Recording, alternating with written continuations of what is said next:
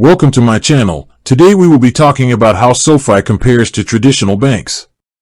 SoFi is a financial technology company that operates as a digital bank, while traditional banks are well-established institutions with physical branches. The core difference lies in their business models and how they serve customers.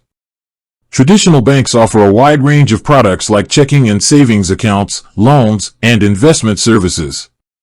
Their strength is the in-person experience, where you can speak with a teller or financial advisor face-to-face. However, this brick-and-mortar presence means higher operating costs, which can translate to lower interest rates on savings and higher fees for certain services. On the other hand, SoFi is a digital-first platform.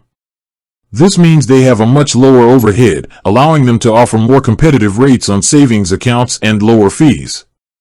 SoFi provides a comprehensive suite of financial products, including banking, loans, credit cards, and investing, all accessible through a single mobile app.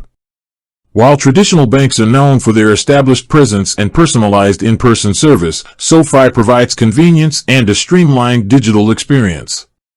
You can manage all your finances in one place, from checking your balance to applying for a loan, all from your phone.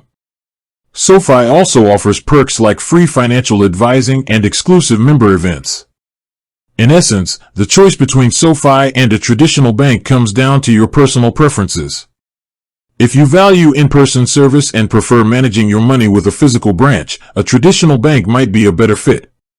But if you're looking for competitive rates, low fees, and the convenience of an all-in-one digital platform, SoFi is a strong alternative. With that being said, thank you for watching. For more finance videos, kindly check my page. Please like, share, comment, and subscribe to my channel. Thank you.